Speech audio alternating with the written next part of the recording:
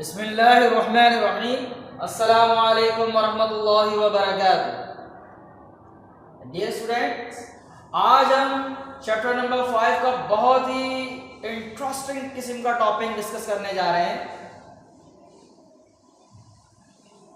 तो आप लोगों ने बहुत तवज्जो से सुनना है। आपकी किताब में ये टॉपिक मौजूद है पेज नंबर 42 पर। 42 से शुरू हो रहा है और पेज नंबर 45 तक तकरीबन है ये, सॉरी 44 तक। So open your books, page number 44 and put out the pencils and highlighter to note down the important points.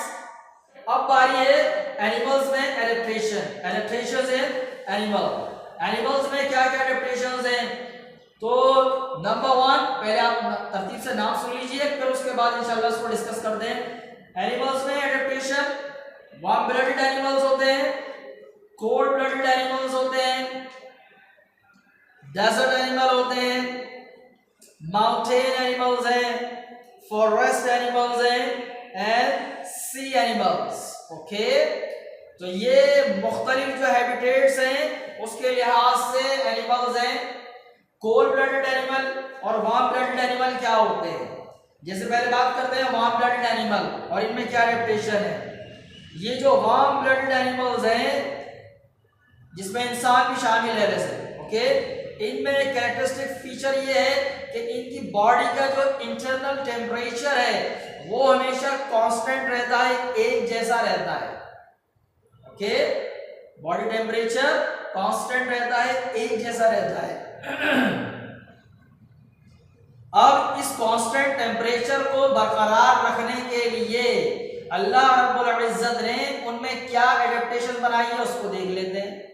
जैसे व्हेल्स हैं या डॉल्फिन है तो उनकी स्किन के नीचे चर्बी की एक मोटी सी लेयर होती है ताकि ये एनिमल्स जो ठंडे इलाकों में रहने वाले हैं या ठंडी जगहों पर भी आसानी से रह सकें। जैसे सील है, सील ध्यान देना, ये ठंडे जगहों पर रहती है तो इसकी स्किन के नीचे चर्बी की एक मोटी लेयर होती है। ये वार्म ब्लडेड एनिमल है, इसका बॉडी का टेम्परेचर कांस्टेंट रहना चाहिए वरना तो ये मर जाएगी।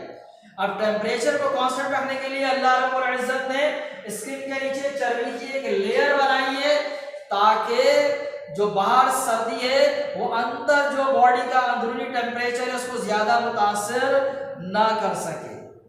ठीक है, अंदर से ये गर्म रहे। तो ये इनमें खुसूसियत है कि चर्बी की मोटी सी लेयर होती है, ओके, ताकि बॉडी का टेम्परेचर कांस्टेंट रहे। वार्म ब्लडेड एनिमल में ये एडेप्टेशन है। आपने इसको हाईलाइट किया अपने पास। क्या होता है इनमें? चर्बी की एक मोटी सी लेयर होती है और उसे कहते हैं ब्लबर। क्या कहते हैं उसे? ब्लबर। इसको भी हाईलाइट करें, ब्लबर को। अब बात करते हैं कोल्ड ब्लडेड एनिमल के बारे में कि कोल्ड ब्लडेड एनिमल क्या होते हैं और उनमें ऐसी क्या खुसूसियत रखी है अल्लाह रब्बुल इज्जत ने कि वो अपने आप को अपने हैबिटेट के लिहाज से फिट कर सकें। तो कोल्ड ब्लडेड एनिमल क्या होता है पहले तो ये सुन लें। कोल्ड ब्लडेड एनिमल्स ऐसे एनिमल्स को कहा जाता है जिनकी बॉडी का टेम्परेचर कांस्टेंट नहीं रहता। क्या होता है? ये एनवायरनमेंट के लिहाज से तब्दील हो जाता है।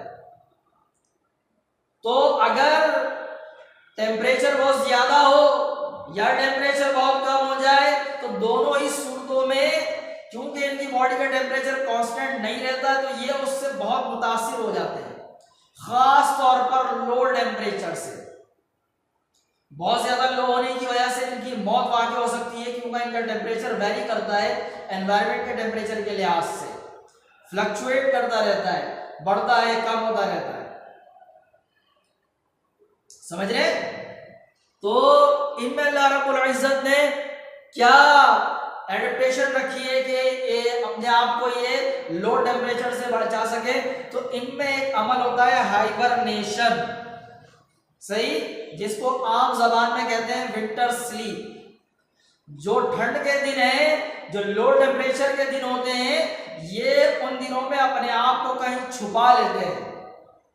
जैसे फिश है, फ्रॉग है, स्नैक है, लिजर्ड है, ये सारे क्या है? कोल्ड ब्लडेड एनिमल है। और ये हाइबरनेशन में चले जाते हैं। इस दौरान, इससे पहले ये अपनी बॉडी में ग़िज़ा को स्टोर करते हैं और फिर उसके बाद जब सर्दी के दिन आते हैं, लो टेम्परेचर के दिन होते हैं, तो ये अपने आप को कहीं छुपा लेते हैं लो टेम्परेचर से बचने के लिए, और बॉडी का टेम्परेचर इतना रहे कि ये जिंदा रह सके। सही। इसकी मिसालें क्या क्या है? Fish, frog, snacks and lizard. तो कोल्ड ब्लडेड एनिमल में क्या एडेप्टेशन है? हाइबरनेशन। हाइबरनेशन या विंटर स्लीप का अमल होता है। इसको हाईलाइट करें आप अपने पास। अब बात करते हैं डेजर्ट एनिमल के बारे में कि डेजर्ट एनिमल में क्या खुसूसियत रखी है अल्लाह रब्बुल इज्जत ने कि वो उस हैबिटेट में यानी डेजर्ट में आसानी से जिंदा रह सके। जो छोटे एनिमल्स होते हैं वो तो अपने आप को छुपा लेते हैं डेजर्ट में, लेकिन बड़े एनिमल्स क्या करते हैं? तो अल्लाह, क्योंकि डेजर्ट में जो टेम्परेचर भी एक्सट्रीम पे जाता है, वैसे तो टेम्परेचर गर्मी में बहुत शदीद गर्मी होती है, तो ये लोग छुप जाते हैं और रात के औकात में बाहर निकलते हैं। और उसके साथ साथ क्योंकि वहाँ ग़िज़ा की किल्लत होती है, तो इनमें ग़िज़ा को स्टोर करने की सलाहियत भी होती है, स्पेशल फीचर होता है। जैसे कैमल्स में खाने को स्टोर करने के लिए उसके ऊपर एक कोहान होता है, उसको कहते हैं हम। क्या कहते हैं? हम।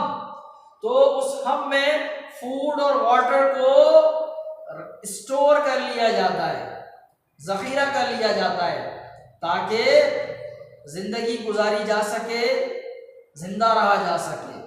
तो डेजर्ट एनिमल यानी ऊंट जो है, कैमल है, उसमें एडेप्टेशन क्या है? हम, उसका जो कोहान है, और उसमें फूड और वाटर दोनों स्टोर हो सकते हैं। और ऊंट के बारे में एक और खास बात कि एक टाइम में ऊंट एक दिन में ऊंट 200 लीटर तक पानी पी सकता है। जब पानी अवेलेबल होता है तो ये इतना पानी पी लेते हैं और फिर उसे बॉडी में स्टोर कर दिया जाता है। कहाँ? हम में, उनके कोहान में। तो डेजर्ट एनिमल में, जैसे ऊंट में क्या एडेप्टेशन है? हम, कोहान। उसके बाद बात करते हैं माउंटेन एनिमल।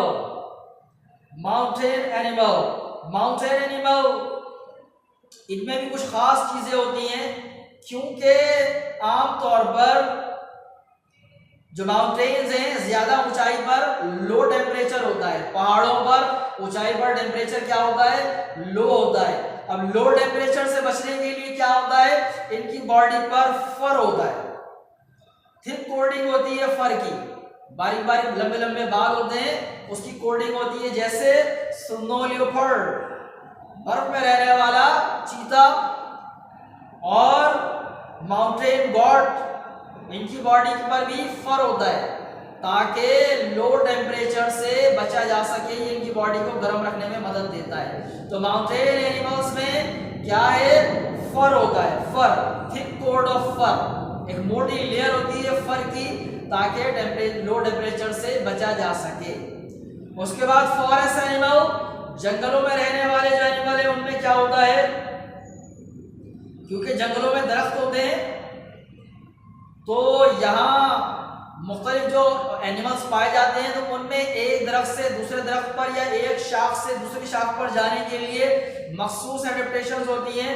जैसे फ्लाइंग फ्रॉग, आपने फ्लाइंग बर्ड तो सुने, फ्लाइंग फ्रॉग, उड़ने वाले मेंढक, इनके जो पंजे होते हैं उनमें वेब होता है।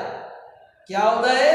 वेब होता है, बारीक बारीक झिल्ली होती है, ताकि एयर को वो रेजिस्ट कर सके और उस पर थोड़ा फ्लाई कर सके।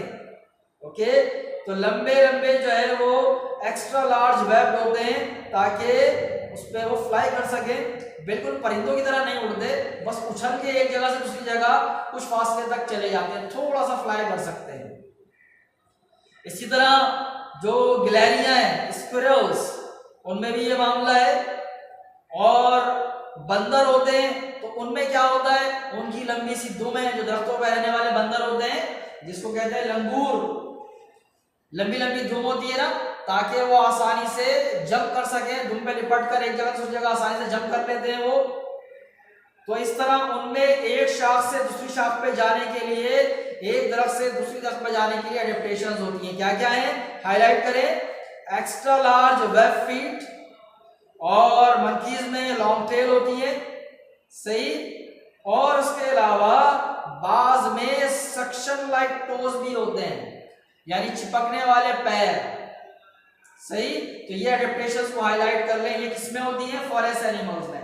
क्या क्या मिसालें हैं इसकी, फ्लाइंग फ्रॉग है, मंकीज हैं, और स्पैरोज हैं, और आखिरी है सी एनिमल्स। सी एनिमल्स में ऐसा क्या होता है, सी एनिमल्स जो होते हैं पानी में तैरने के लिए, उनकी बॉडी कैसी होती है, उनमें क्या क्या एडेप्टेशंस हैं। तो उनकी बॉडी जो है वो स्ट्रीम लाइन होती है, सही, ताकि आसानी से पानी में तैर सकें, और उस पर कवर भी होते हैं, और इनके पास क्या होते हैं, गिल्स होते हैं, क्योंकि ये फेफड़ों के जरिए तो सांस नहीं ले सकते, फेफड़ों में पानी चला जाए तो उससे मौत वाकई हो जाती है। तो इनके पास गिल्स होते हैं ऑक्सीजन को एब्जॉर्ब करने के लिए और कार्बन डाइऑक्साइड को रिलीज करने के लिए। ओके, तो इनकी बॉडी पर छिलके होते हैं, स्ट्रीमलाइन बॉडी होती है ताकि आसानी से तैर सके। और उसके साथ साथ क्या होता है, ब्रीथिंग के लिए, सांस लेने के लिए इनके पास क्या होते हैं, गिल्स होते हैं। इनकी मिसालें जैसे व्हेल, डॉल्फिन। ओके, तो इनमें क्या होते हैं, पैडल लाइक फिन होते हैं जिसकी मदद से आसानी से तैर सकते हैं। और पेंगुइन्स हैं, उनमें फ्लिपर्स होते हैं तैरने के लिए। और वाटर बर्ड में वेब फीट होते हैं। बास परिंदे भी ऐसे होते हैं ना कि पानी के अंदर चले जाते हैं, शिकार करते हैं, सही। तो उनके पर, जैसे डक पानी के अंदर चली जाती है ना, उसके पैर देखे आपने किस तरह उसमें जो है वो जाल होता है, एक उनके जो उंगलियां हैं उसके दरमियान झिल्ली होती है बाकायदा। तो ये कहलाते हैं वेब फीट, ताकि ये पानी में आसानी से तैर सके, मूव कर सके। तो पानी में जो एनिमल्स होते हैं, जो फिशेस हैं, उनकी स्ट्रीमलाइन बॉडीज होती हैं, ये एडेप्टेशन है।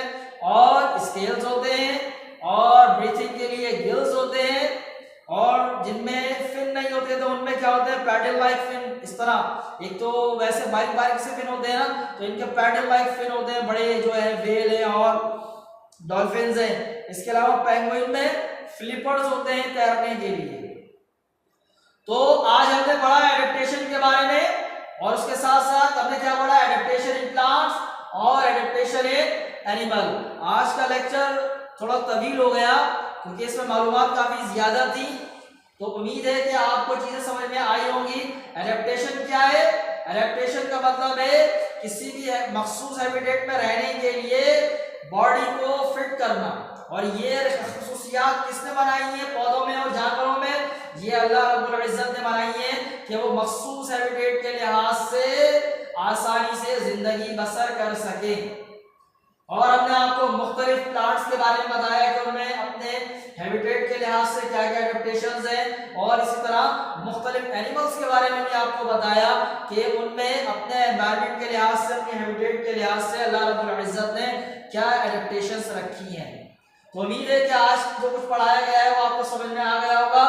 तो इंशाअल्लाह अगले टॉपिक में, अगले लेक्चर में इसी चैप्टर को कंटिन्यू करेंगे।